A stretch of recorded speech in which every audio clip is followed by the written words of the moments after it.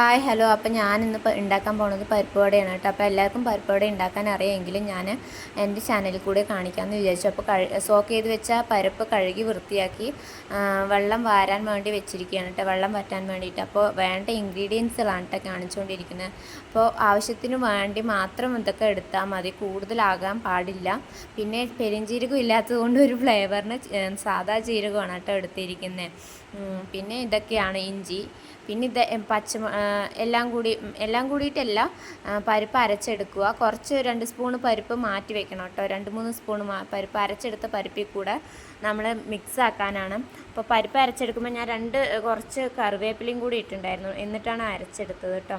പിന്നെ നമ്മൾ ഈ പരിപ്പിനകത്തൂടെ സവാളയും പിന്നെ ഈ കാണിച്ച പച്ചമുളകും ഇഞ്ചിയും വെളുത്തുള്ളിയൊക്കെ നമ്മുടെ എത്രത്തോളം പരിപ്പ് എടുക്കുന്നുണ്ടോ അതിനനുസരിച്ച് നമ്മൾ ഇടണം കേട്ടോ. അപ്പോൾ അതൊക്കെ ഒന്ന് ഇട്ട് മിക്സ് ആക്കാം കേട്ടോ നമുക്ക്. അപ്പോൾ ഈ അരച്ച പരിപ്പിൽ കൂടെ നമ്മൾ കുറച്ച് 2 സ്പൂൺ മാറ്റി വെച്ച് പരിപ്പും കൂടി ചേർത്തിട്ടുണ്ട്. പക്ഷെ അത് ഞാൻ പറയാൻ വിട്ടുപോയതാണ് കേട്ടോ, പക്ഷെ കാണിക്കുന്നുണ്ട് അതിൽ. ഉപ്പ്, ആവശ്യത്തിന് ഉപ്പ് കേട്ടോ. അപ്പോൾ ഇതിനകത്ത് ഞാൻ ചെറിയൊരു പീസ് ഇഞ്ചിയുടെ കഷ്ണം ചെറുതായി അരിഞ്ഞതും കൂടി ഇട്ടിട്ടുണ്ട്. പിന്നെ പെരുംജീരകം ഇല്ലാത്തതുകൊണ്ട് ജീരകമാണ് ഇടുന്നത്, സാധാ ജീരകം ഇടുന്നതെന്ന് അറിയാലോ. പിന്നെ ഇതെല്ലാം കൂടി മിക്സ് ആക്കുക കേട്ടോ. അപ്പോൾ ഞാൻ എൻ്റെ വറ്റൽമുളക് പൊടിച്ചതില്ല കേട്ടോ. അപ്പോൾ അതുകൊണ്ട് കുറച്ചൊരു കളറിന് വേണ്ടിയിട്ട് മുളക് പൊടി ഇട്ടിട്ടുണ്ട്. അപ്പോൾ അത് നമുക്ക് വടൻ്റെ ഷേപ്പിലാക്കിയിട്ട് പരത്തിയെടുക്കാം. അപ്പോൾ ഇത്തിരി കയ്യിൽ നെയ്യ് എന്തെങ്കിലും തടവിയിട്ട് നമ്മൾക്ക് പരിപ്പ് വടൻ്റെ ഷേപ്പിലാക്കിയെടുക്കുക. അപ്പോൾ എൻ്റെ പരിപ്പ് എന്ന് പറഞ്ഞാൽ കുറച്ച് അരവ് കൂടിപ്പോയി, അതുകൊണ്ട് നമുക്ക് പെട്ടെന്ന് ഷേപ്പ് കിട്ടുന്നില്ല, പെട്ടെന്ന് കുഴഞ്ഞു പോകുന്ന പോലെയുണ്ട്. അപ്പോൾ എല്ലാവരും അരയ്ക്കുമ്പോൾ ഒരുപാട് അരഞ്ഞ് പേസ്റ്റ് ആവാൻ പാടില്ല, ഒരു മീഡിയം ലെവലിന് താഴെ മാത്രം അരഞ്ഞാൽ മതി കേട്ടോ. അതിൽ പരിപ്പ് നേരെ പേസ്റ്റ് പോലെ അരഞ്ഞില്ലെങ്കിലും കുഴപ്പമില്ല കേട്ടോ. എൻ്റെ ഇച്ചിരി അരവ് കൂടിപ്പോയി, എങ്കിലും ആ ഷേപ്പിൽ നമുക്ക് ഉണ്ടാക്കിയെടുക്കാം കേട്ടോ.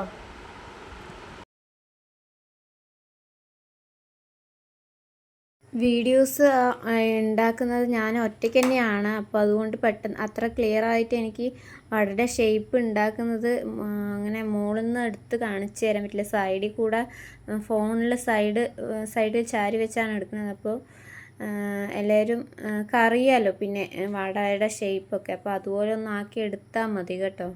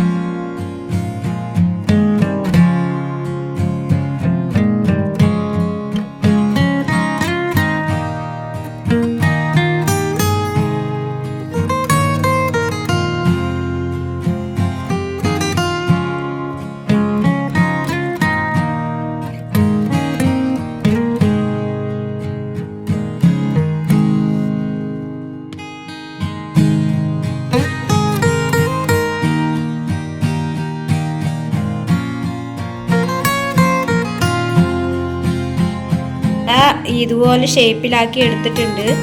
നമുക്ക് ഇത് മെല്ലെ പൊട്ടാണ്ട് എണ്ണ ചൂടാവുമ്പോൾ അതിലോട്ട് ഇടാട്ടോ. അപ്പോൾ എണ്ണ ചൂടായി വന്നിട്ടുണ്ട്, ചെയ്തിട്ടിൽ എണ്ണ ഇട്ട് ചൂടായി വന്നിട്ടുണ്ട്. നമുക്ക് ഒരെണ്ണം ഇട്ട് നോക്കാം, കൈ പൊള്ളാതെ.